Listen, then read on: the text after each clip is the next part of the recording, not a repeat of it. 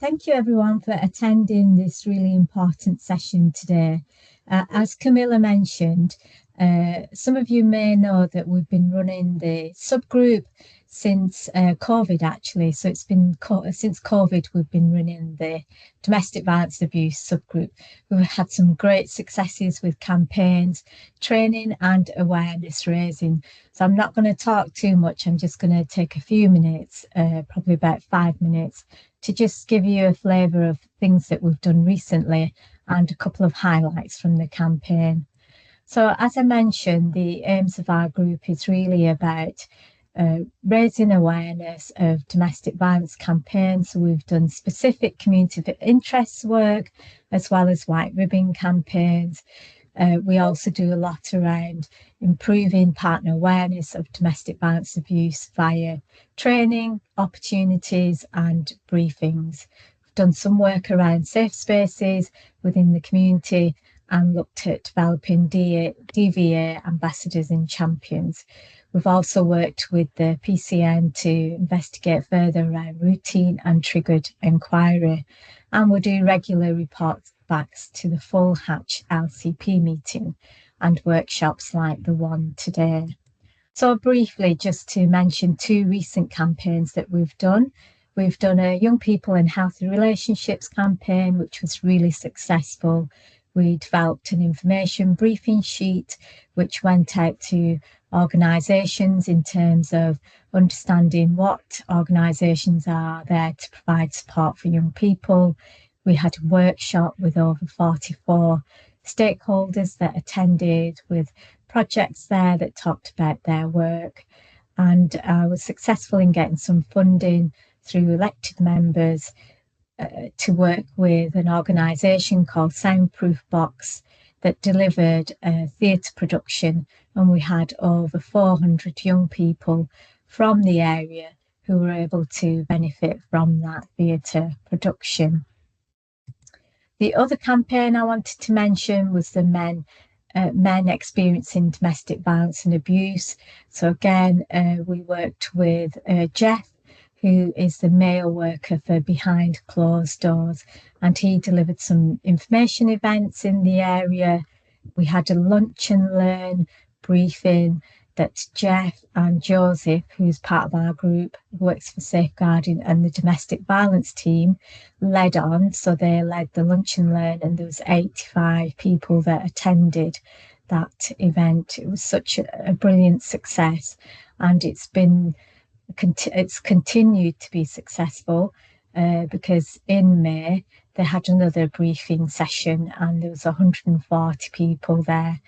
And the next one that's going to be delivered very soon has over 250 people who put their names forward. So what happened in Hatch has now moved across the city and is being developed across the city, which is brilliant because we started that work in Hatch. So we're very pioneering in the area, which is great. What's really been phenomenal is the work that we've done as a partnership. So we've had some brilliant people who have joined our group. Eileen, who started with us with the Young People and Healthy Relationships work and campaign, now co-chairs the group with myself. We have people who have been with us since 2020, Angela and Peter, who have been phenomenal in the group, as well as newer people. So people who have joined us have taken responsibility and ownership. So I can't say thank you enough, because we all are really busy people and do this alongside very busy, heavy workloads. So thank you everyone for joining us. And if people want to continue to be involved with us in specific campaigns, then you're welcome to join us and opt in and then opt out again. You don't have to stay forever. You can come and join us for a campaign. We always like new members coming along. So really, that's all I was going to say, except to say that the final remarks I just wanted to say was that, domestic violence and abuse takes time. There's a lot of work still to be done. when we look at people's behaviours and beliefs, and changing those can be a long-term process. Domestic violence abuse is very complex. It very much intersects with the social determinants, so things like poverty, housing, and mental health. And we've seen that through the health needs assets and assessments, that domestic violence and abuse is high in our area. Often people face systematic barriers and worry about safety and confidentiality. So us having this amazing multi-agency collaboration is a way to keep on raising the profile of domestic violence and abuse and keep that on the agenda. We have a really effective collaboration that brings colleagues together. So that's really a very quick a tour of what we do in the subgroup. And I'm now going to pass you on to Peter. So Peter's part of our group, and he's going to give you some brief information about the White Ribbon campaign, which is the focus of the meeting today. So thank you, and I'm going to pass you to Peter. Oh, am I on? Is this thing on? Hi, Chetna. Yes. Yeah, thanks everyone. Yeah, we can hear okay, you. Yeah, perfect. Thank you very much, and you should now be able to see my screen as well. So thanks a lot for the introduction. And Chetna's right. We've been working over a number of years now to try and raise awareness of domestic violence and abuse. Today, in particular, we're talking about, or I want to talk about the White Ribbon campaign, which is a focus on male violence against women and the role that we can play in ending that violence. There's lots of policies, there's lots of procedures from Leeds City Council around this, but we're really talking about a culture change here, and this is about men in particular, excuse me, stepping up, speaking out, and taking action. So what I intend to do in the next sort of 3 or 4 minutes is to just highlight the prevalence of abuse, why the White Ribbon campaign matters, and how male allyship can really be a force for change. It's about taking responsibility for us in our teams and our departments, and day-to-day interactions, and really challenging harmful attitudes, respect, making sure that we're promoting respectful relationships, and challenging any sort of negative conversations. So there we go. Excellent. It's working. The technology is working. I can't believe it. Okay, so first of all, just some statistics, really, which obviously you can see on screen. I think it just really highlights that male violence against women isn't a rare occurrence. It's not an isolated event. It happens every day in every community, and the statistics are absolutely are frightening. Really, 2 women a week are killed by a current or former partner, and I think this is why the White Ribbon campaign really matters. This is that culture change again, isn't it? This is about us as men, particularly, for people like myself who are in a position of influence and positions of power, sort of stepping up and speaking out. So again, we do know, and we've run a campaign through Hatch last year about violence against men. But the truth of the matter is that domestic violence is overwhelmingly gendered. 6 out of 7 victims in the UK are women. And that means that the vast majority of abuse is perpetrated by men against women. And again, it just really highlights the importance of something like the White Ribbon campaign, which is designed to engage men to change their own behaviours and attitudes, and to be active allies in terms of changing the behaviours and attitudes of others. And we really do need to understand, and every time I talk about domestic abuse, particularly when it comes to White Ribbon Campaign, I am often reminded that violence can go both ways, but the statistics really do bear out the fact that it's a gendered issue, and we have to keep that in mind. Again, say this is sort of similar thing really. We've seen that the vast majority of victims are women. 90% of the defendants are men in domestic abuse cases. So again, it's a pattern, isn't it? And it's certainly not about saying that all men are abusive. This is about recognizing who the perpetrators are, recognizing that we, as a result, are in control and have a role to play in terms of stopping that. Again, further statistic here that shows that 20% of women have experienced sexual assault, and again that's a massive figure, and it's this is the stuff that unfortunately goes unseen or unspoken, and this is the type of thing that very often isn't even mentioned. You know, I've had conversations with my wife around this sort of thing, and you know, men being inappropriate in bars and pushing up too close and all of that sort of stuff included. You've then got obviously this again really stark figure of women experiencing sexual assault. So this is about the White Ribbon Campaign, as I say, is aimed at men, and the reason for that is obviously some of the statistics, and we know that the vast majority of perpetrators of violence are men, but this is about masculine norms and what's classed as what masculinity is seen as, and so we as men have got to address these attitudes and behaviours, because ultimately it contributes to a sort of culture of fear for women, and behaviours that they're having to change when they shouldn't have to. Really, you know, should be safe to walk down the street, to get on a bus, to go to the pub. So every White Ribbon Day, and this year is obviously no exception, we encourage men to hold ourselves accountable to women and to each other.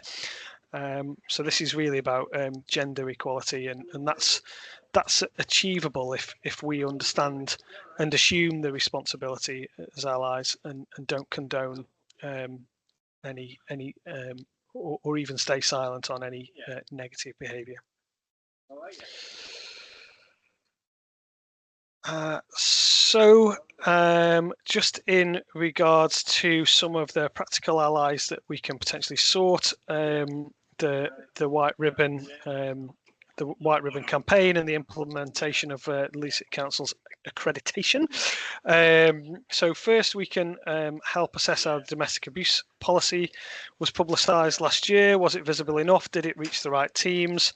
If not, can we identify the right audiences and support re-communication efforts? And obviously this in itself is a part of that. And also for accreditation, there needs to be 4 White Ribbon ambassadors across all staffing levels and departments. I am one for the housing team, and what we can do as male allies is map representation and actively promote enrolment and ensure that we've got visible champions, diverse champions, the people that we need. Thirdly, we should be and can be delivering activities in male-dominated areas of the workforce. And so again, this is about reaching the right people, isn't it? This is about us saying we as men are holding one another to account.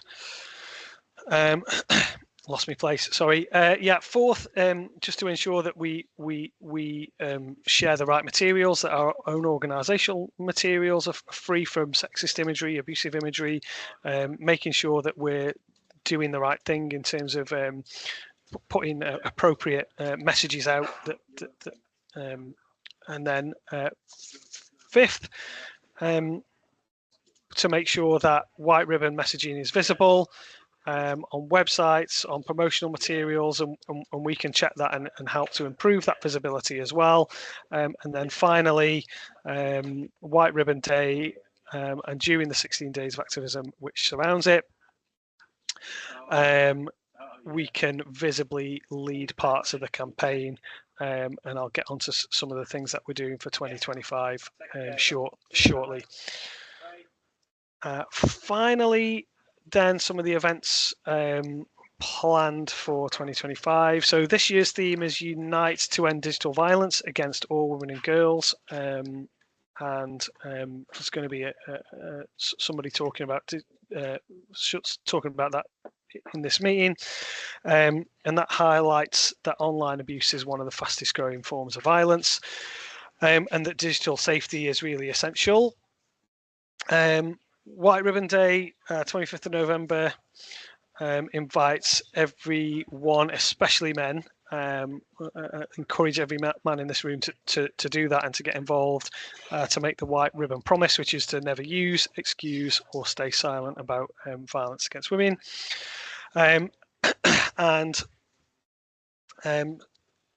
Yeah, really good thing to do. Full council meeting on the 12th of November. The Safeguarding and Domestic Violence team will attend. Have attended before council with the White Ribbon Promise boards and selfie boards. Community safety colleagues. We're at with women-friendly leads to spotlight key safety initiatives, and again that promoted White Ribbon campaign. There is bystander training online on the 25th of November, and you'll learn about what being an active bystander means and tools to help people, and we'll share the links on how you can join that as well. And then on the couple of information events at Woodhouse Moor Park Run and Otley Run, information stalls as well, which is obviously promoting the campaign around women's safety, such as Ask for Angela and Stop the Spike. And yeah, lots of other bits and bobs, as you can see there, promoting social media, promoting things on social media, and we will also share the 16 Days of Activism toolkit. That's it. I think I might have even overrun slightly there, so I'm very sorry if I did. That's absolutely fine, Peter. Thanks very much for that interesting presentation. And it's we need more people like you doing this work.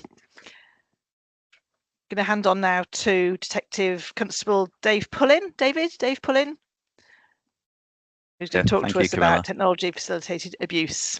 Welcome to Hatch. Thank you very much. Thanks for having me. I just wanted to check how long do you want me to talk for? It says here half an hour. In this meeting. Yeah, perfect. Cool. Yeah. That's good for me. The first thing is trying to share my presentation, which is embarrassing when you work in cybercrime if you can't get it to work properly. But whilst I'm doing that, here we go. Let's try it.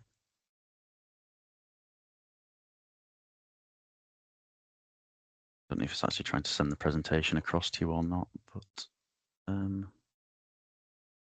whilst it's doing that, I'll introduce myself anyway. So my name's Dave Pullin. I'm a detective constable in West Yorkshire Police, but currently I work for a regional team, the Yorkshire and Humber Regional Organised Crime Unit, specifically as the Cyber Protect Officer.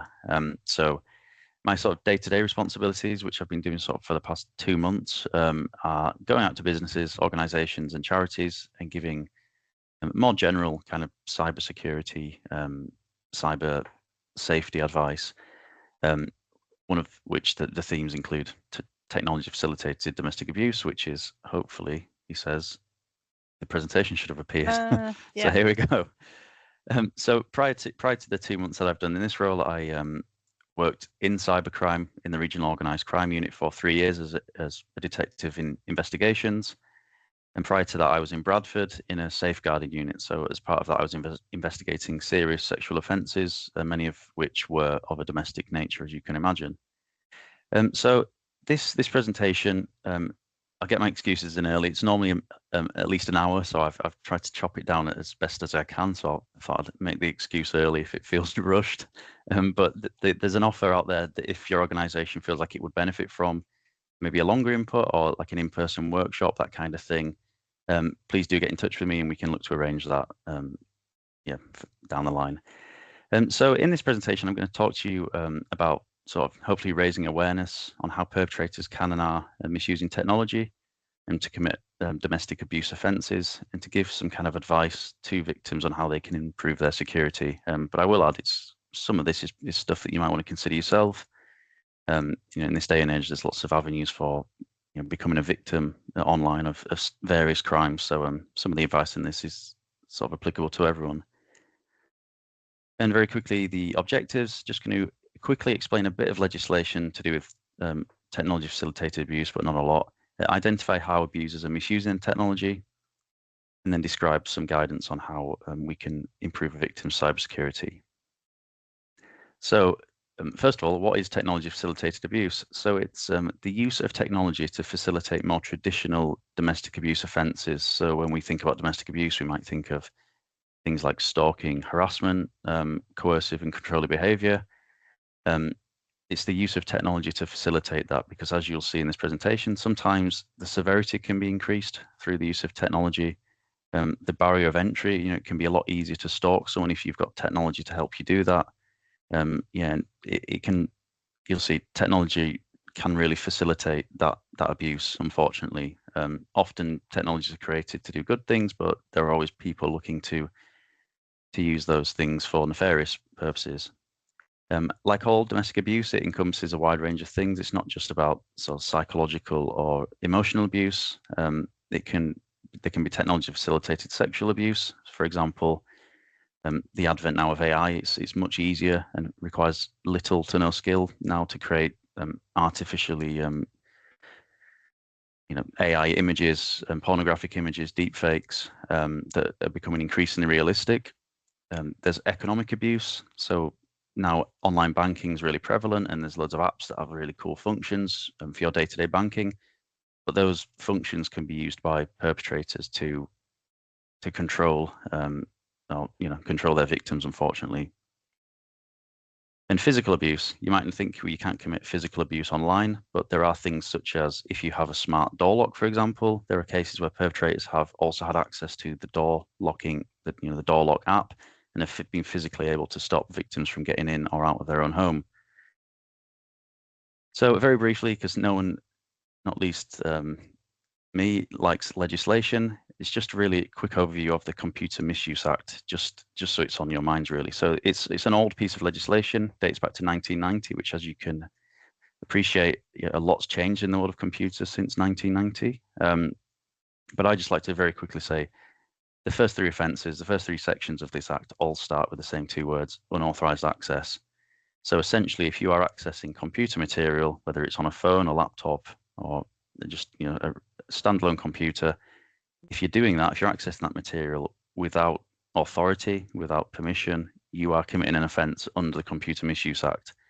And we just put that in there to say that, things that may seem, low level, like if someone used someone else's phone without permission, technically that would be an offence under Section 1 of the Computer Misuse Act. So it's just something to bear in mind. But moving on to the bulk of the presentation then. So mobile devices, smartphones these days can pinpoint your exact location using technology such as GPS, and they share that with apps on your device. And this is normally done through sort of permissions that you grant to particular apps on your phone. And this can be good. You might like that because it can help send you targeted ads when you're on Facebook. I notice if you go on holiday to Spain, for example, after a few days you start getting like Spanish adverts because your phone now thinks, well, I'm in Spain, so I'll send them Spanish stuff. You can share with friends and family where you are, and that can be good. Like you can set lifetime locations to your friends and family, so they can see where you are and make you feel safe. And then there's more obvious things. If you're using Google Maps or Apple Maps, well, your phone needs access to your location so it can give you directions to somewhere. If you don't tell it, if you don't give it permission to tell it where you are, it's no good really. And it's important to stress, an app being allowed access to your location doesn't automatically mean that it's being used by a perpetrator to track their victim. But we generally advise that it's good practice not to unnecessarily share locations with apps, just in case there is a suspicious app in your list of apps that you're not quite sure what it is. That could, in theory, be sending data off to a company, and if you're not fully aware of what that app is, then the question would be, why have it on your phone in the first place? So in terms of how to check location settings, there would be 2 videos showing you for both Android and Apple, but just very quickly, you just go into your settings on a smartphone. That's normally like a cog symbol, make labeled settings. If you go into that and go to something similar to privacy and security, and there should then be things like location services, and you can normally either just completely switch off location services on your phone, or you can go into each individual app and specify whether you want that app to be able to access your location and sort of when you will allow that app to access your location. So you can often do it where it always has access to your location, or only when using the app, for example. And so the next slide, this is it's a little repeating loop of an app called Find My Kids. And Find My Kids is similar to the other sort of family sharing apps like Life360 and Find My Friends. These are family sharing apps where families sign up, and it allows you to share your location with your family members, so you can always see where they are. And a lot of people like this. Makes them feel safe, especially if their kids are out and about. They can see exactly where the kids are at any given time, and they can offer quite a lot of detail. I've seen a friend of mine had one, he uses Life360, and he could see exactly how fast his son was currently riding on his bike. So these apps do get a lot of data and do transmit a lot of data if you let them, and that's generally fine. People that have these are almost always aware that they're on the phone, because these apps send you a lot of notifications. Often they'll send you kind of an email periodically reminding you that you're part of this sort of family setup and that your location is being shared with these other people. But these apps can and are being used by domestic abuse perpetrators, sometimes covertly, but in other cases just in a more controlling manner, making their victim have these apps on their phone so that they can keep tabs on them essentially and always know where they are. And that can raise all sorts of problems. If a victim was wanting to seek help, for example, they'd have to go knowing that the suspect would be able to see where they were going. And there are things built into this that even make it easier. There's a feature called geofencing, where you can set a particular location and sort of a virtual boundary around a particular place or area, and you will receive a notification if the person you're tracking goes into that location. So it gives you a lifetime notification saying that they're there at that particular moment. So I mentioned this and talk about location services, because these only operate if you allow the apps to let you access your location. So if you did have that on your phone and you didn't want someone to access your location, you can go into your app settings on your phone and select not to share your location with, in this case, Find My Kids. And if you do that, then no one will be able to access your location. It's as simple as that. However, we move on to Stalkerware. And Stalkerware, it works in a similar way to family tracking apps, but they are designed, their purpose is to go unnoticed, to act covertly. It's a specific type of software or app that needs to be physically installed on a phone or another, well, mainly a phone, and then that allows a third party to track the phone's location and activity without the owner's knowledge. And it can harvest a lot of information, almost all of the compromised phone's activity, such as call and browser history. It can take text message conversations, photographs. It can track search history. And the scary thing is these often run in the background. They're designed to run in the background. Like I said, they're not designed they're designed so that the victim will not know that it's on their device. And this kind of software can be bought online and installed easily, as long as the perpetrator has physical access to the device. So that's one saving grace, is that unless the perpetrator has physical access to that device, they can't install stalkerware. So that's just something to take with you.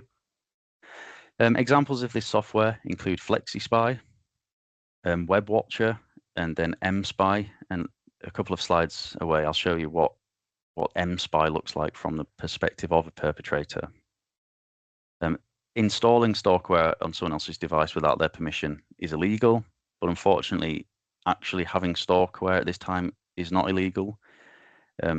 Legislation's often behind. I don't know if there are any active campaigns to make it illegal, but the argument from the creators of this would be that it allows, they'll make the argument that, well, if you've got a particularly difficult child, for example, that you really need to be able to keep tabs on, and they're not going to let you put an overt family sharing app on, they argue that, well, you can put stalkerware on the device and it keeps everyone safe. But clearly, these types of software, stalkerware, is very popular amongst domestic abuse perpetrators, unfortunately.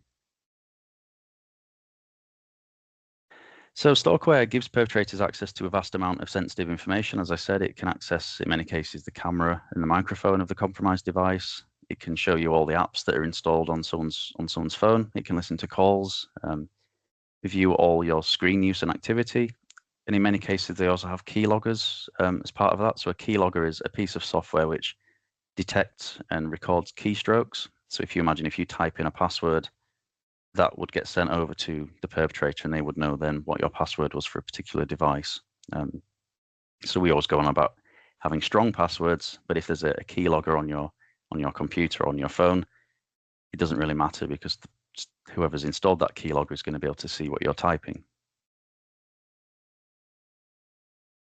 So as I mentioned, stalkerware operates in the background by design. So there is no one foolproof method for detecting the software. However, there are a few red flags to look out for. And the first, as I mentioned, is that a perpetrator has to have had physical access to a phone. So if that was done sort of in a less than inconspicuous manner, so if a victim know that the phone was stolen for a particular length of time, that could be an indicator. Likewise, you might notice a phone acting strangely in a variety of different ways. Because these aren't sort of approved and authorized apps, sometimes they can not really play ball with your operating system on your phone, so it can cause weird things to happen, like your phone might just switch on and off, the camera might come on and off, that kind of thing. And because it's constantly running, it's constantly harvesting a lot of data, it uses a lot of processing power, and in turn, that can make your phone get extremely hot because the battery's working overtime, the processor's working overtime. That then has a knock-on effect on battery life. So you might notice that your battery life is draining really quickly, not like just, oh, my phone's getting old and the battery's deteriorating a bit. We're talking, really heavy battery usage. And an increase in the use of mobile data as well. So if you have a data plan, like a mobile data plan, and you can check how much data is being used. If stalkerware is on your device and it's being used to collect stuff constantly, the use of mobile data will skyrocket. So what to do about stalkerware? So the obvious answer would be to use a different phone. I appreciate, and from my experience, it's not always as easy as that. There are obviously financial constraints to that. And in many cases, especially in the world of domestic abuse, if a victim or survivor has, a mobile phone that they've had for a while, it can often be sort of they see it as their sort of one lifeline that they've got, like it allows them to contact people that they need to contact, and the thought of having to start again with a new phone and get all the contacts moved across and stuff can be quite a scary thing for them. And the second best thing would be to factory reset a device.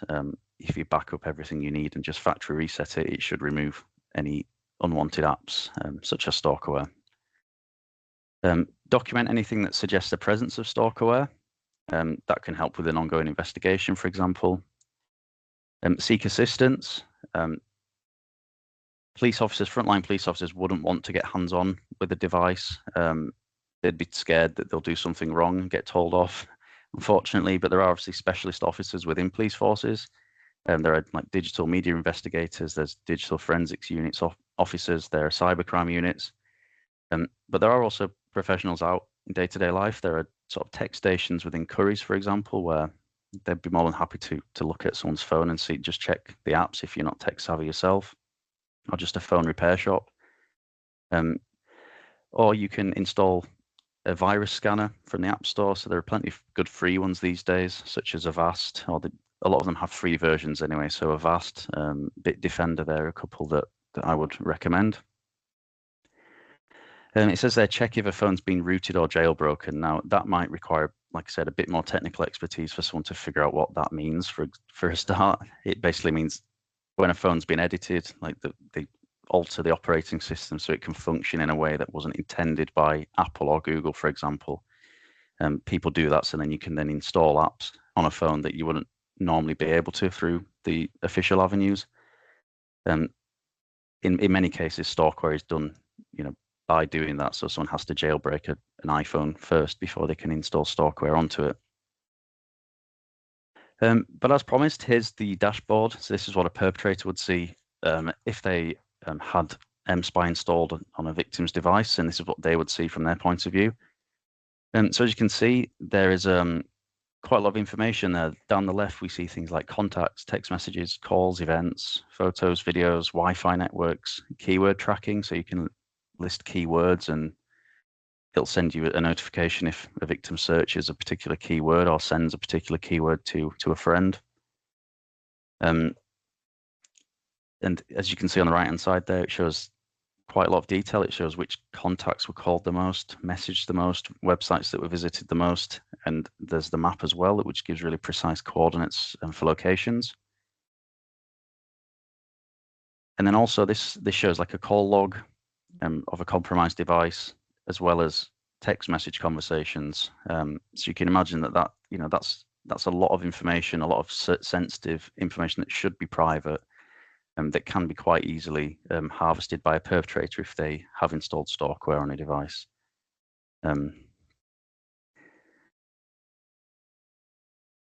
Just gone back, sorry. Just very quickly on stalkware. So in terms of also identifying it, it should still appear in the list of apps. So if, like I said before, if you go into settings and then go into app settings, you should be able to see a full list of apps. It might not always be obvious. It won't just be there shouting, hi, I'm stalkware. It could be given a disguised name so that it kind of slips under the radar. But because it is an app installed on a phone, it should still appear there. So that's always a good thing to do anyway, really. Check through the apps on a victim's phone and see whether there's anything that they don't recognize, or it's hard to figure out what it actually does, and delete those if necessary. So moving on to AirTags and other Bluetooth trackers. So these are small, inexpensive gadgets that you may or may not have already. They're intended to be placed, with valuables, so your car keys or a suitcase or a handbag, for example. And they're Bluetooth trackers where, depending on how they work, you can, in theory, anywhere in the world see where your belongings are. So I've seen it before where someone has known that their suitcase hasn't made it onto the plane with them because they've landed in Los Angeles and they can see that their AirTag is still in their suitcase on the tarmac at London Heathrow. So they're very good. They're really cheap now. I think a modern AirTag's something like 30 quid, but you can get really cheap ones that aren't Apple. I think the cheapest I found was less than £2. And they can come in all different shapes and sizes. I saw an advert a couple of weeks ago for one that just looked like a credit card. It's just a simple plastic credit card sized device, which you wouldn't know to look at it. Was a Bluetooth tracker. As you can imagine, because these are so easy to access and are very common these days, it would be very easy for a perpetrator to get one of these, link it to their own phone, and then just drop the AirTag on a victim's person, attach it to the underside of their car, hide it in the bottom of their handbag. And if it's not an Apple one, if it's sort of one of these more off-market, smaller, no-name brand ones, if you saw something that just looked like a little plastic thing that was maybe the size of a penny, would you especially think, would you pick it up and think, oh, that's definitely a tracker? So there are obviously lots of examples of these days. It used to be quite difficult to get them, but it's really not in this day and age. This just shows what you would see if you have an AirTag linked to your iPhone, so you can see with sort of really a lot of detail where an AirTag is. And like I said, it can work globally due to how the technology works. So it doesn't have to be in range of your phone. It can just be in range of any phone, and it'll pick up this location. There might be a bit of background noise in the next one, but it just shows what Samsung Galaxy Smart Tag looks like. So that's designed to be able to attach to a key ring and with a little loop, but they operate in a very similar way. Luckily, in terms of AirTags and other Bluetooth trackers, phones now have built-in sort of alert and notification systems. So in theory, they should notify you if they detect that there's a Bluetooth tracker traveling with you. Someone says, can other people still hear me? Yeah, I've just got a message saying they couldn't. Yes, absolutely can hear you. Yep. Okay, thank you. Yeah, so your phone should detect it. If you've got a modern phone, it should tell you whether there is a Bluetooth tracker in your vicinity and is traveling with you.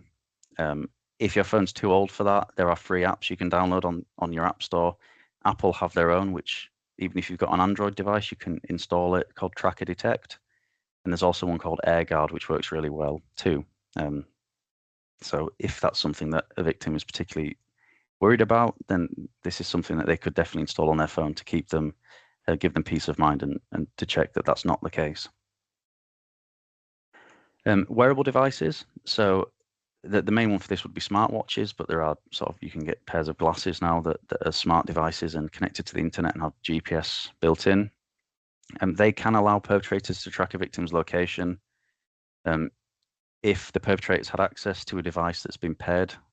If the perpetrator has access to a device that's paired with the wearable, so you normally have to link your phone to a watch for it to work properly. So has the perpetrator linked the victim's watch to their own phone?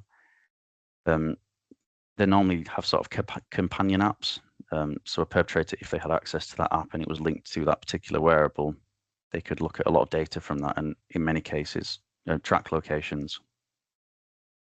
People also give data to the internet through this way. So they wear smartwatches and they'll record their runs on apps like Strava or MapMyRun.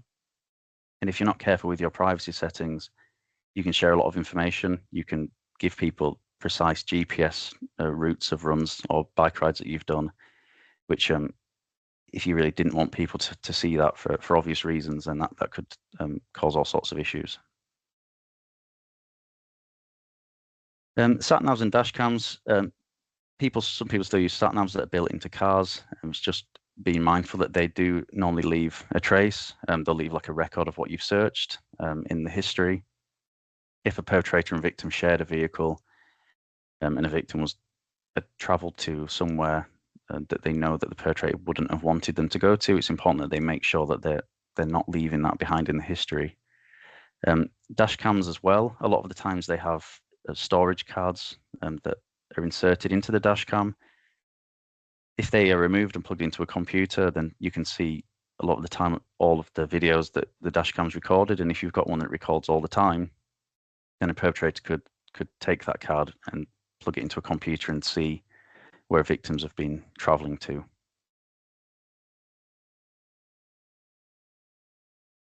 So search history. So when you're browsing online, normally you just click accept cookies, and that's fine. Generally, marketing cookies exist for good reason. They just make your browsing experience a lot easier. They can save your preferences. They can keep you logged into accounts that you want to be kept logged into, and they can load websites quicker because it saves sort of a version of it on your device. Likewise, search history. If you are just using general browser and you're searching things, that will remain in your search history. We mention this obviously because if a perpetrator and victim share devices or they share linked accounts, so like linked Google accounts, which can be linked to browser history. Be mindful of what you're leaving in your search history.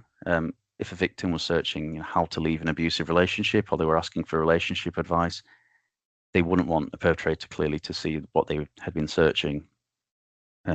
Luckily, private browsing exists. All modern browsers now all have a private browsing mode. And if you do that, it doesn't store any cookies, it doesn't store any search history or save any passwords or banking information, anything like that.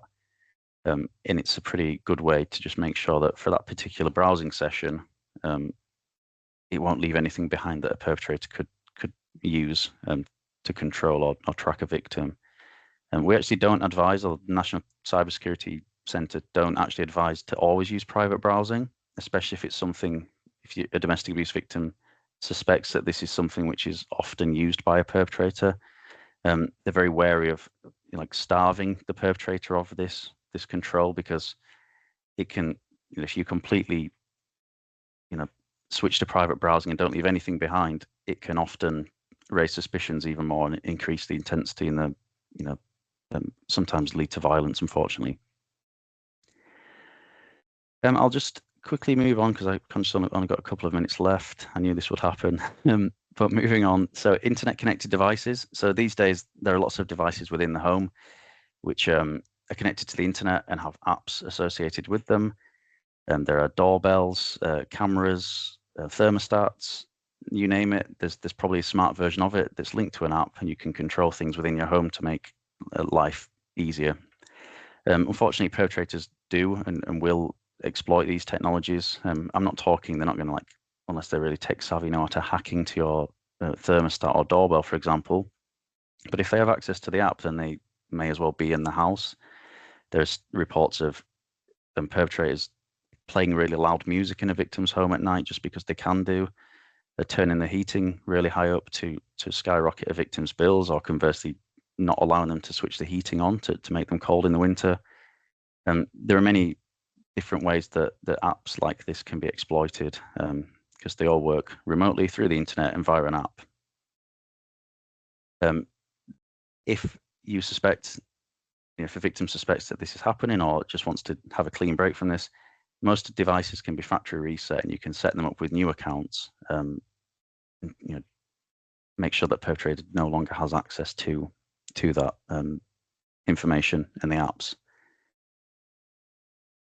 So I'll finish in a couple of minutes, so apologies. I'll just quickly go through some more general cyber advice.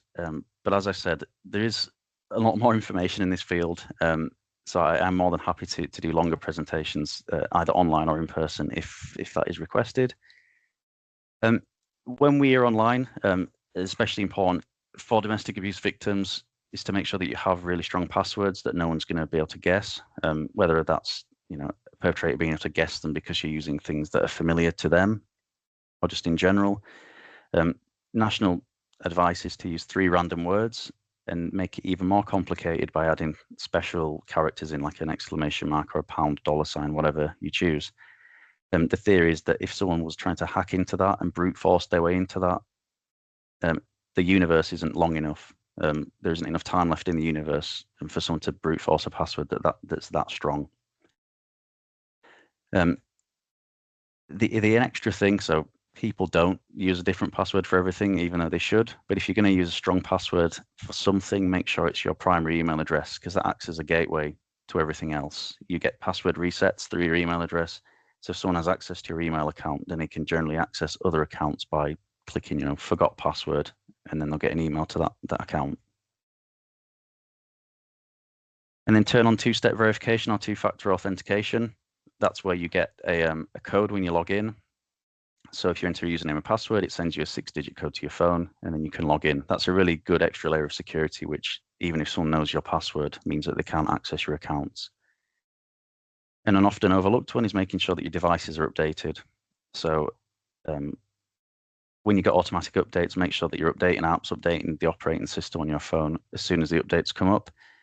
This is because these updates are normally done because cyber criminals have found a way to, they found vulnerabilities in the software. So these updates are normally patching that information.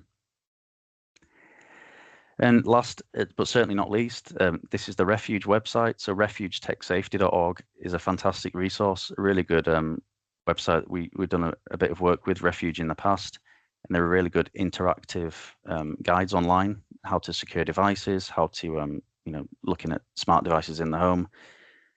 and there's an abundance of information on there, so I would check that out if you can. But appreciate that was a bit of a whirlwind tour of technology facilitated abuse. But if there are any questions, please do email that email address, cyberprotect@yhroku.police.uk. And I'll mention it again. So I'm more than happy to come and do a longer presentation to your organisations if that is something that would be of interest to you, because there was lots of stuff I had to skip through, unfortunately, but such is life, unfortunately. But thank you for having me. That's great. Thanks, Dave, for that really illuminating, if not horrifying, presentation. It's fine that you overran a little bit, because there was a lot of content there that was new to me, and I'm sure many others. Yes, we will be circulating the slides afterwards, Saba and colleagues. So yeah, thanks very much, Dave. Much appreciated. Going to hand on now to Eileen Fox, the Service Manager for the Domestic Abuse Complex Needs team, who's going to talk to us about male DVA and role models. Hello, Eileen. Hi, everybody. So what we're doing is we're still continuing our work. Two ticks, Eileen. Oh yeah, sorry. There we go. I was just checking that Dave's slides have gone right. Okay, over to you. Sorry. Yeah. So just to let you know that we're still continuing our work. We're one-to-one supporting young people aged 16 to 25 who are experiencing domestic abuse. We also do work around healthy relationship with this cohort of young people. We have been very lucky recently, as recent as last month, we managed to receive some funding from the West Yorkshire Violence Reduction Partnership, and the funding is to help. It's working with children and young people aged between 10 and 17 who have received an outcome 22 disposal. And the idea of the work is to be tackling violence against women and girls related offences or offences driven by misogyny. So the model we're taking with this will be one-to-one support sessions, which will be tailored to each individual's needs. We're also going to look at creative and physical activities, which will include boxing, music, outdoor challenges. We've got quite a good track record of delivering these types of sessions to young people, so we thought this would be another good way of tackling this.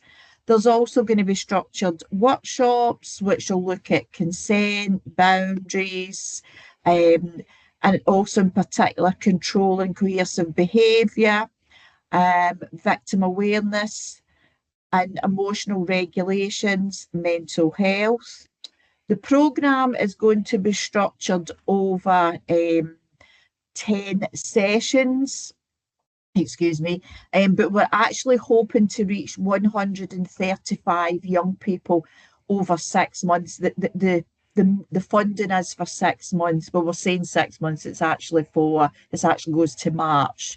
But we're hoping to target 135 young people by doing this. What outcomes is hoping that we're aiming to look at reduce reoffending and rearrest and improve emotional well-being and empathy. But the main thing is about the education of the impact of violence against women and girls, and also promoting the accountability. This will all be done obviously in a trauma-informed way. And we have got trained practitioners who work in a very much youth-friendly way and youth-friendly environments that we can deliver this service on. So yeah, we're looking forward to running this new programme. Thank you, Eileen. Thank you. So we're now going to spend a bit of time to reflect. We've had lots of we've heard about three or four different work streams that have been going on. Lots of really interesting information. We're going to break out now into smaller rooms. So I'm going to hand on to Abs in a minute, who's going to press the magic buttons to move us over. And there will be a facilitator in each group to help the discussion along. So key questions that we thought it would be helpful to talk about are our understanding of digital and online abuse, any examples that you might have come across in the course of your work with patients or clients, service users, and what you might do, maybe looking back on those situations. Would you do something differently now, having heard Dave's presentation? Where would you go for support? If you want to report it, how would you do that? So being quite practical, sort of using any shared any case studies that anybody can bring as a case study, and what our thoughts are on how we can share the digital abuse campaign, and what you as individuals or our organisations can do to support the campaign. So there's just some ideas there to get the conversations along.